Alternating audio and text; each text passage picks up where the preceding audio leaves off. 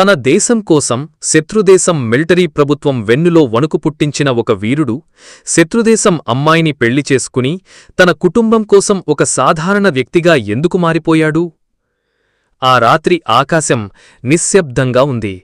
భారత వాయుసేన పైలట్ సూర్య తన యుద్ధ విమానం అగ్నితో పాకిస్తాన్ గగనతలంపై దూసుకుపోతున్నాడు. అతని లక్ష్యం దేశ భద్రతకు పెనుప్రమాదంగా మారిన ఒక అణుబాంబు స్థావరం. సూర్య వేగానికి పాక్ సైన్యం వెన్నులో వణుకు పుట్టింది. లక్ష్యాన్ని విజయవంతంగా ఛేదించి వెనుదిరుగుతుండగా మెయిన్ ఇంజన్ లోపం, విమానం నియంత్రణ కోల్పోతోంది అంటూ అతని హెడ్సెట్లో హెచ్చరిక మోగింది. విమానం మదుపు తప్పి నిమిషాల్లోనే పాకిస్తాన్ లోపల ఉన్న ఒక పొలంలో పెద్ద శబ్దంతో కూలిపోయింది. సూర్యకు స్పృహ తప్పింది. కొద్దిసేపటికి స్పృహలోకి వచ్చి చూస్తే చుట్టూ చీకటి, విమాన శకలాలు, పొగ. తను ప్రాణాలతో ఉన్నందుకు సూర్యకి ఆశ్చర్యం కలిగింది. విమానం నుంచి బయటపడి తన గాయాలను పట్టించుకోకుండా తను పాకిస్తాన్ గడ్డపై ఉన్నాననే వాస్తవాన్ని గ్రహించి ఏం చెయ్యాలో తెలియక తలపట్టుకున్నాడు. సూర్య తనకు తగిలిన చిన్న చిన్న గాయాలతో విమానం నుంచి దూరంగా పరిగెత్తి ఒక పొలంలో దాక్కున్నాడు. తన సైనిక దుస్తులు తన గుర్తింపును బయటపెడతాయని భావించి వాటిని తీసివేశాడు. దూరంగా ఒక పొలంలో దిష్టిబొమ్మ కనిపించింది.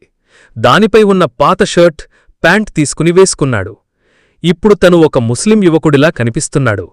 తన గతం, తన దేశం, తన పేరు అన్నీ మరుగున పడిపోయాయి. మాటలు రాని ఒక మూగ యువకుడిలా ఆ ఊరిలో ఉంటూ, రైతులు పెట్టే భోజనం తింటూ, మసీదు అరుగుపై పడుకుంటూ జీవనం మొదలుపెట్టాడు. తన గ్రతాన్ని, తన బాధను, తన ఒంటరితనాన్ని తన మనసులోనే దాచుకుని మూగవాడిలా జీవిస్తున్నాడు. గ్రామంలో సూర్య కొన్ని రోజులు ఉన్నప్పుడు ఉగ్రవాదుల అరాచకాలు చూసి ఆశ్చర్యపోయాడు. ఉగ్రవాదులు గ్రామంలోకి వచ్చి 10-15 సంవత్సరాల అబ్బాయిలను కిడ్నాప్ చేసి తీసుకువెళ్తుంటారు. ఆ పిల్లల తల్లిదండ్రులు కన్నీటితో వారి కాళ్లావేళ్లా పడి ప్రాధేయపడతారు. కాని ఉగ్రవాదులు వారిని కొట్టి పిల్లలను వ్యాన్లల్లో వేసుకుని వెళ్ళిపోతారు. ఈ దారుణాలను చూసి సూర్య గుండె తరుక్కుపోయింది.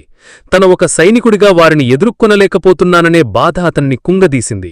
సైనికుడిగా వారికి సహాయం చేయలేకపోతున్నానని, ఇప్పుడు ఈ మారువేషంలో ఎలా సహాయం చేయగలను అని ఆలోచించాడు.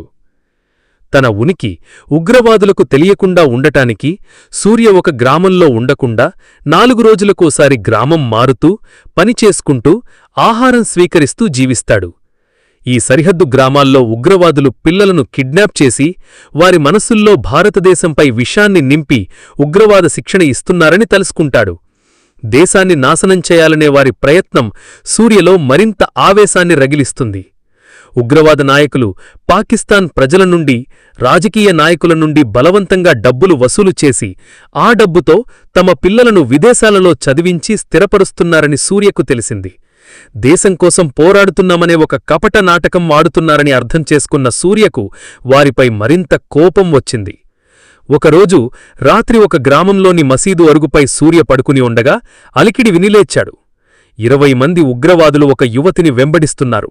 ఆ యువతి ప్రాణభయంతో అరుస్తూ పరిగెడుతోంది. సూర్య ఆమెను కాపాడాలి అనుకుంటాడు. ఉగ్రవాదులు ఆమెను పట్టుకుని ఒక పశువుల గొట్టం దగ్గర వరిగడ్డి చాటున ఆమెపై అత్యాచారం చేయడానికి ప్రయత్నిస్తుంటారు. ఆ దృశ్యాన్ని చూసి కోపంతో ఊగిపోయిన సూర్య గుండె ధైర్యం చేసి వారిపై దాడిచేసి ఆమెను కాపాడుతాడు. ఉగ్రవాదులను చంపి రక్తంతో తడిసి ఉన్న సూర్యను చూసి ఆ యువతి భయపడుతుంది. సూర్య ఆమె దగ్గరకు వెళ్లి సైగలతో తాను ఒక మూగవాడినని, అనాథనని చెబుతాడు. ఆ యువతి పేరు నస్రీన్. ఆమెకు సూర్యపై నమ్మకం కుదిరి ఆమెను తన ఇంటికి తీసుకువెళుతుంది. అక్కడ ఆమె తన చేసిన ఉపకారానికి కృతజ్ఞత చెబుతుంది. నస్రీన్ తన కథను సూర్యకు వివరిస్తుంది. నా తండ్రి ఒక పోలీసాఫీసర్. ఉగ్రవాదుల అరాచకాలను అడ్డుకున్నందుకు వారు నా తల్లిదండ్రులను చంపేశారు. నన్ను కూడా కిడ్నాప్ చేసి హింసించి చంపాలని చూశారు. కాని నువ్వు నన్ను కాపాడావు అంటూ కన్నీటి పర్యంతమవుతుంది. సూర్య ఆమె చేతిని పట్టుకుని ధైర్యం చెబుతాడు. ఈ సంఘటన వారి మధ్య ఒక మౌనబంధం ఏర్పడుతుంది. గ్రామంలో ఉంటే మళ్లీ ఉగ్రవాదులు దాడి చేయవచ్చుని భయపడిన నస్రీన్ తమ ఇంటిని, పొలాలను అమ్మేసి వచ్చిన డబ్బుతో సూర్యను తీసుకుని నగరానికి వెళుతుంది.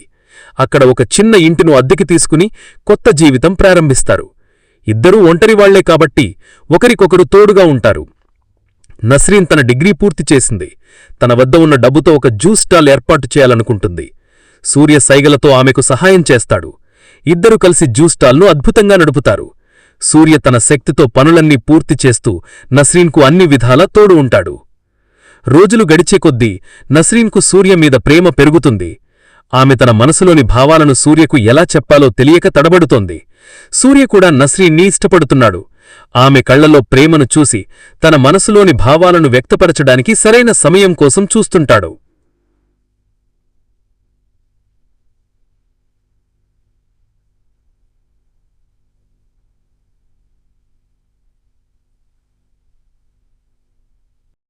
ఒకరోజు సాయంత్రం జ్యూస్ స్టాల్ మూసివేసే సమయంలో నస్రీన్ తన ప్రేమను సూర్యకు చెప్పాలనుకుంటుంది.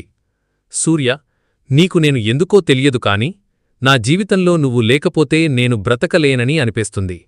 మనమిద్దరం పెళ్లి చేసుకుందాం, అవసరమైతే వేరే దేశానికి వెళ్ళి హాయిగా జీవిద్దాం అంటూ సూర్యను గట్టిగా కౌగిలించుకుంటుంది. సూర్య ఒక్కసారిగా ఆశ్చర్యానికి గురై ఆమె కళ్లలోకి చూసి తన హృదయంలోని ప్రేమను సైగలతో చెబుతాడు. సూర్య తన గతాన్ని చెప్పాలనుకుంటాడు, కాని నస్రీన్ తనను పోలీసులకు అప్పగిస్తుందేమోనని భయపడతాడు.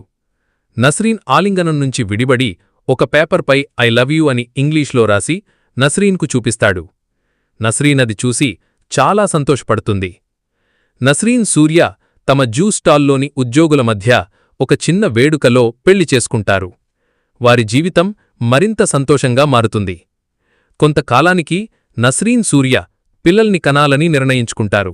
కాని పాకిస్తాన్లో ఉంటే భవిష్యత్తులో ఇబ్బందులు వస్తాయని భావించి తమ జ్యూస్ వ్యాపారాన్ని అమ్మేసి లండన్కు వెళ్లాలని నిర్ణయించుకుంటారు. నస్రీన్, ఈ దేశం నుంచి బయటపడాలనుకుంటున్నాను, ఇక్కడ బ్రతుకులకు భద్రత లేదు అని చెబుతుంది. సూర్య ఆమెను ఆపలేక అంగీకరిస్తాడు. లండన్లో వారు కొత్త జీవితాన్ని ప్రారంభిస్తారు. సూర్య, నస్రీన్ అక్కడ కూడా ఒక జ్యూస్ వ్యాపారాన్ని ప్రారంభిస్తారు. వారి కష్టానికి తగిన ప్రతిఫలం దక్కుతుంది. వారి జీవితం ఆనందంగా గడుస్తుంది. కొంతకాలానికి నస్రీన్ ఒక మగబిడ్డకు జన్మనిస్తుంది. సూర్య ఆ బిడ్డను చూసి తన గతాన్ని మరచిపోవడానికి ప్రయత్నిస్తాడు. బిడ్డను ఎట్టుకొని కళ్లలో ఆనందంతో ముద్దు పెట్టుకుంటాడు. ఈ ప్రపంచంలో నా దేశం తర్వాత నాకు ఇష్టమైన వ్యక్తి నువ్వే నా బంగారు తండ్రి అని తన మనసులో అనుకుంటాడు. సూర్య తన గతం గురించి నస్రీన్కు చెప్పాలని నిర్ణయించుకుంటాడు. తన జీవిత భాగస్వామికి తన గతం తెలియడం తన బాధ్యత అని భావిస్తాడు. ఒకరోజు రాత్రి సూర్య నస్రీన్ను తన గదిలోకి పిలిచి తన గతం గురించి చెబుతాడు. నేను ఒక భారతీయ సైనికుడిని. పాకిస్తాన్లోని అణుబాంబు స్థావరంపై దాడిచేసి తిరిగి వస్తుండగా నా విమానం కూలిపోయింది. నేను ప్రాణాలతో బయటపడ్డాను, కాని నా గుర్తింపును దాచుకోవడానికి ఒక మూగవాడిలా నటించాను. నన్ను క్షమించు నస్రీన్. సూర్య చెప్పిన మాటలు విని నస్రీన్ ఒక్కసారిగా ఆశ్చర్యానికి గురవుతుంది. ఆమె తన చెవిని నమ్మలేకపోతుంది. నువ్వా? ఒక భారతీయ సైనికుడివా అని అడుగుతుంది. సూర్య అవును అని సమాధానమిస్తాడు. నస్రీన్ ఒక నిమిషం మౌనంగా ఉండి ఎందుకు నాకు ముందు చెప్పలేదు అని అడుగుతుంది. సూర్య తన భయాన్ని వివరిస్తాడు. నస్రీన్ తన భర్త ఒక సైనికుడని తెలిసిన తరువాత కూడా అతన్ని ప్రేమిస్తుంది. అతడు భారతదేశం కోసం పోరాడిన వీరుడు అని గౌరవిస్తుంది. నువ్వు నిజంగా ఒక వీరుడివి. నేను నిన్ను చాలా ప్రేమిస్తున్నాను. మన బిడ్డకు కూడా నిన్ను ఒక ఆదర్శంగా చూపిస్తాను అని చెబుతుంది. సూర్య తన కుటుంబాన్ని భారతదేశానికి తీసుకువెళ్లాలని కోరుకుంటాడు. కాని తన మనసులో ఒక భయం ఉంటుంది. మిలిటరీ వ్యక్తిగా భారతదేశానికి తిరిగి వెళ్లడం చాలా సమస్యలను తెచ్చిపెడుతుందని సూర్య గ్రహిస్తాడు. తన భార్య, బిడ్డలు ప్రమాదంలో పడతారని భయపడతాడు.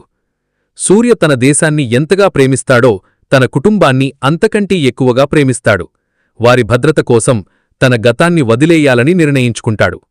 సూర్య తన గతాన్ని పూర్తిగా వదిలేసి లండన్లోనే తన భార్యా బిడ్డలతో ఉండిపోతాడు. తన దేశం కోసం పోరాడిన ఒక వీరుడు తన కుటుంబం కోసం ఒక సాధారణ వ్యక్తిగా మారిపోతాడు.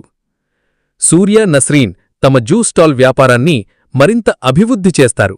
సూర్య ఒక వీరుడిగా కాకుండా ఒక మంచి భర్తగా, ఒక మంచి తండ్రిగా తన కుటుంబాన్ని చూసుకుంటాడు. సూర్య, నస్రీన్ తమ జీవితాన్ని ఆనందంగా గడుపుతారు. వారి కొడుకును మంచి వ్యక్తిగా పెంచాలని నిర్ణయించుకుంటారు.